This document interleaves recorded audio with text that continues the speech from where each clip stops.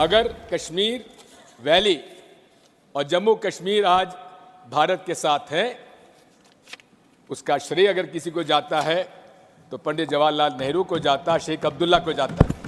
जूनागढ़ में क्या जवाहरलाल नेहरू गए थे?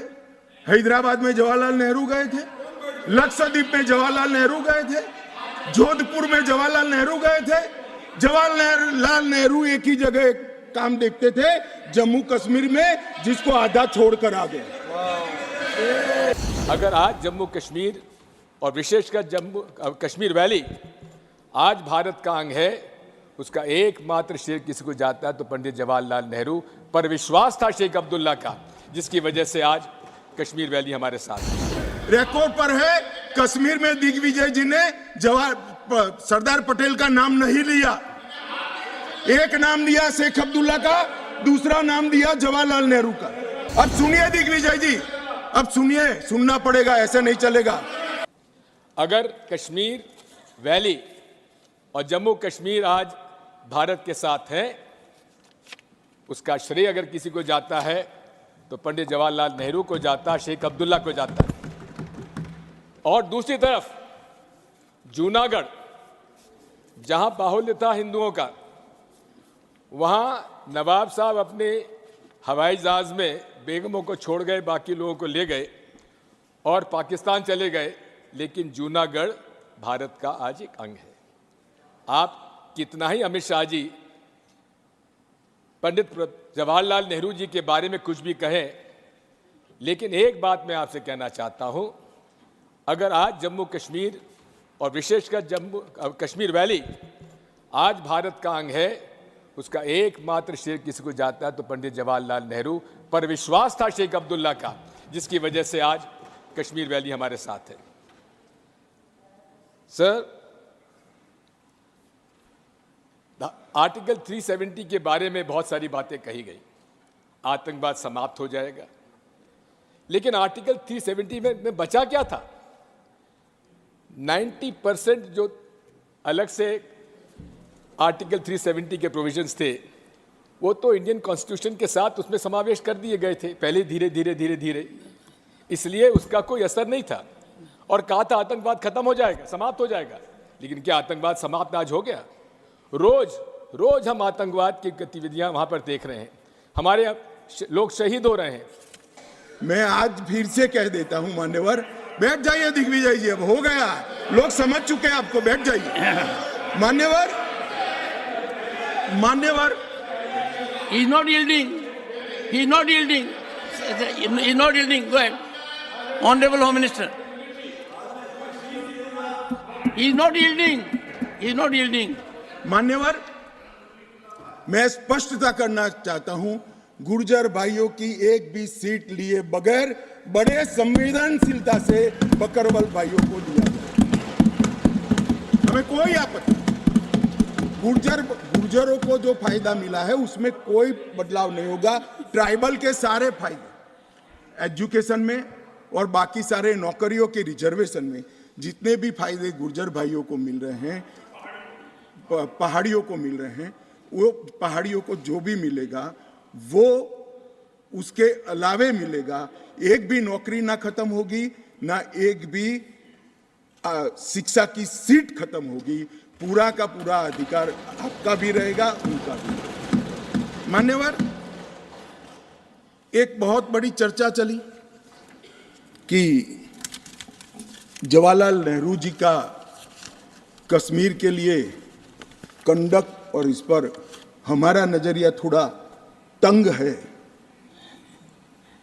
जहां तक तंग नजरिए का सवाल है साहब, देश की एक भी इंच जमीन का सवाल है, हमारा नजरिया तंग रहेगा, हम दिल बड़ा नहीं कर सकते। किसी को अधिकार नहीं है अपने बड़े हृदय को दिखाने के लिए देश का एक भूभाग देश से चला जाए और मूक दर्शक बनकर खड़े रह जाए, किसी को अधिकार नहीं। मैं आज फिर से कहता हूं, ये आरोप से मैं सहमत हूं, हमारा नजरिया तंग है। देश की एक इंच जमीन भी जाती है तो इसके लिए भारतीय जनता पार्टी का हर कार्यकर्ता सर्वोच्चता से संघर्ष करेगा, लड़ाई करेगा और लड़ेगा, हमें कोई इसमें शर्म की बात नहीं। मान्यवर, मैं कुछ बातें कहना चाहता हूं। बहुत कुछ कहा है, अभी कहा गया नेहरू के कारण कश्मीर यहां है, नेहरू जी के न होते तो शायद ये बिल ही नहीं आता और कश्मीर होता ही नहीं, इस तरह से कहा। मैं आज कहना चाहता हूं कि जो आजादी के बाद भारत की रचना को जानते हैं उनको मालूम होगा हैदराबाद में इससे भी बड़ा प्रॉब्लम हुआ था। क्या जवाहरलाल जी गए थे क्या?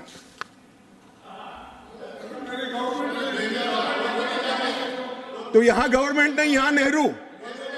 क्या कर रहे हो खड़गे जी? अभी भी वापस आओ।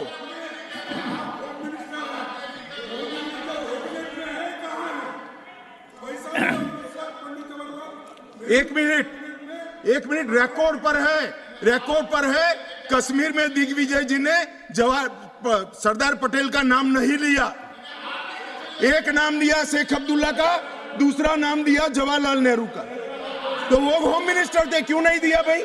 अब सुनिए दिग्विजय जी, अब सुनिए, सुनना पड़ेगा, ऐसे नहीं चलेगा। हमने सुना है, धैर्य से सुना है।